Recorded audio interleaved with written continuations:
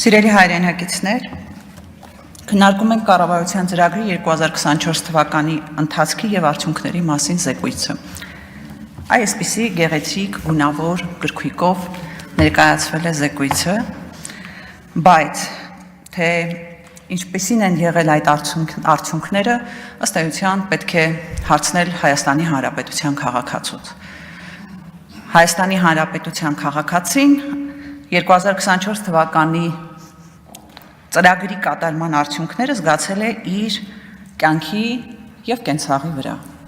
Օրինակ հարցրեք կառավարության շենքի մոտ ակցիաներ իրականացնող տնտեսվարողներին, ինչպես է 2024 թվականի ծրագրի արդյունքները անդրադառնում իրենց վրա։ Հարցրեք թոշակառուին, որ վճարում է գույքահարկ իր ծնողներից կամ միգուցե տատեր պապերից ժառանգած գույքի համար։ Հարցրեք ինչպես է անդրադառնում այս ծրագրի արդյունքները իր կյանքի եւ կենցաղի վրա։ Հարցրեք տնտեսվարողից, ով հարկերի վճարումը սահմանված ժամկետից ուշ վճարելու համար 0.4%-ի փոխարեն այլևս վճարում է տույժ 0.075%։ Հարցրեք փաստաբանների բարձրացված սակագներով ծառայություններից օգտվող քաղաքացիներից։ Հարցրեք առաջիկայում հաշվապահների ծառայություններից ավելի թանկ գնով օգտվողներից։ Եթե շուտով նույն համառությամբ էլ փոխվի վարչական դատավարության օրենսգիրքը, կհարցնեք Հայաստանի Հանրապետության քաղաքացիներից, որոնց վերաբերյալ կկայացվի վարչական ակտ եւ իրենք վիճարկելու համար կասեցման հնարավորություն չեն ունենալու։ Այսինքն սիրելի քաղաքացի, այդ նախագծով սկզբում պետք է վճարես, հետո վիճարկես։ Հետո ինչքան դատարանում գործի քննությունը կշարունակվի եւ եթե նույնիսկ դու ճիշտ էիր, հարց է թե քանի տարի հետո է քո վճարած տուգանքը քեզ հետ վերադարձվելու։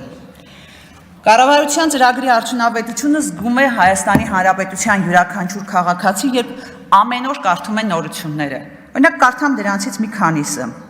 14 ապրիլի 2025 թվական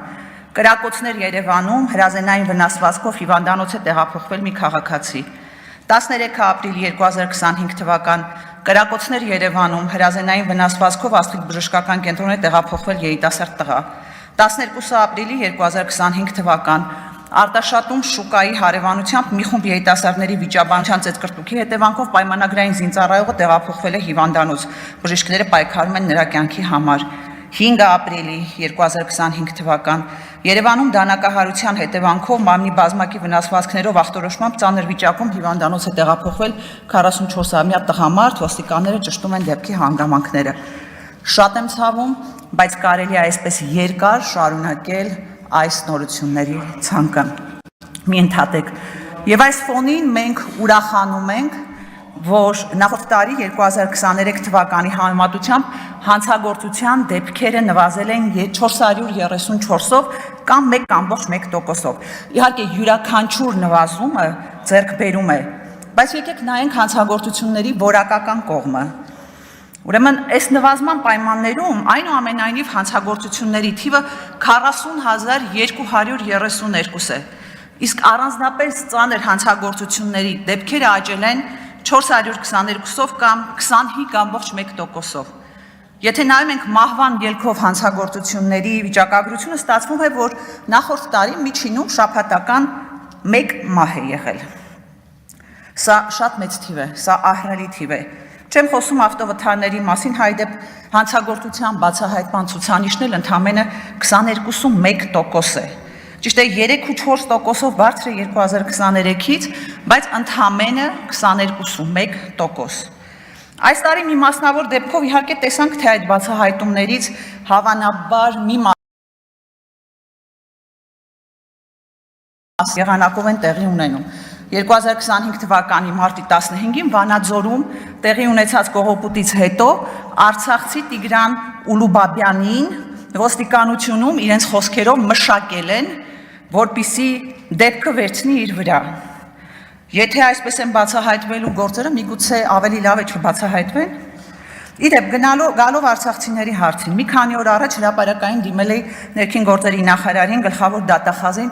արցախցիների հանդեպ գեներացվող ատելության խնդրի վրա։ Այստեղ մի մեջբերում անեմ ծրագրից, հետո շարունակեմ։ Ծրագրում գրված է, որ Մարդու իրավունքների պաշտպանության ազգային ռազմավարության եւ դրանից բխող 23-25 թվականների գործողությունների ծրագրի շրջանակներում իրականացվել են իրազեկման աշխատանքներ ոստիկանների, քննիչների, դատախազների, դատավորների, ինչպես նաեւ դատավորների թեկնածուների համար վերապատրաստումներ, իրավահավասարության ապահովման, խտրականության արգելքի, ատելության խոսքի դեմ պայքարի թեմաներով։ Հիմա բոլորի աչքի առջև տեղի է ունենում այլանդակ process, իսկ պատասխանատուների արձագանքը 0 է։ Դժվար չէ հետևել, թե որտեղից են կառավարվում ֆեյքերը կամ որտեղից են կառավարվում տարաբնույթ լրատվականներն ու մանր քարոզիչները։ Այդ հրեշավոր մեքենայի կառուցվածքի բացահայտումը իրավապահների համար հեշտ գործ է ու նաև շեշտում եմ, պարտականություն է։ Ինչ որ բան արվում է, խիստ կասկածում եմ։ Բայց հələ մեկը փորձվի նույն բառապաշարով խոսի իշխանության մասին։ Քրեական գործերը արտադրական այս հոսքագծի նման կշտամպավորվեն մեկը մյուսի հետևից։ Ուզում եմ կարճ անդրադառնալ բարեկային համակարգին, այո, համակարգի վրա մեծ ֆինանսական ներդրումներ է արվել, այո, համակարգը ինչ որ չափ կայանում է, բայց այնքան դեպքեր են տեղի ունենում, որ այնպես են հեղինակազրկում այդ համակարգը, որ դրանից հետո շատ դժվար է նորից վերականգնել վստահությունը։ Երբ Պարեկը իրեն պահում է հասարակ փողոցային խուլիգանի նման, վարորդին մեքենայից քարշ տալով հանում է, այս դեպքում համակարգին մարդը ոնց է վերաբերելու։ Եթե վարորդը խախտում է արել, դրա համար կան ընթացակարգեր, հետևեք ընթացակարգերին։ Հա, ու մեկ էլ ոստիկանապետը արդարացնելու համար ասում է, որ ազդանշան է տվել, եւ վարչապետի Շարասյունը, իդեպ դա էլ մի ամբողջ բանակ է հիշեցնում, Շարասյունը պետք է անցներ, դրա համար ճանապարհը փակել էին։ Իրոք այդ մարդուն տվեք թող մի քանի որոշում կարդա, նոր այդպիսի հայտարարություններ անի։ Կարմիր բերետավորների մասին 3 ԿՊ պատգամավորներից մեկը հարց էր տալիս եւ ասում էր, որ ոստիկանները բռնություն կիրառելու իրավունք ունեն, հետո ուղղեց ասեց, որ ֆիզիկական ուժ գործադրելու իրավունք ունեն։ Այս միակ հարցում համաձայն եմ ԿՊ պատգամավորների հետ, ձևակերպման հետ ԿՊ պատգամավորի բռնություն են գործադրում։ Նախորդ տարի այդպիսի բռնությունների օրինակները բազմաթիվ են եղել։ Օրինակ Կարմիր բերետավորները ԱԳՆ-ի մոտ, ազգային ժողովի մոտ, էլի մի շարք տեղերում բռնության մաստեր կլասներ են ցույց տվել։ Ընդհուպ միջև ձայնային նռնակներ։ Այսպիսի մաստեր կլաս ցույց են տվել նաև պատգամավոր Աշոտ Սիմոնյանի նկատմամբ։ Ես սպասում եի, որ այս ամբիոնից կհնչի պատասխանատվության ենթարկվածների մասին վիճակագրություն։ Չհնչեց, որովհետև չկա։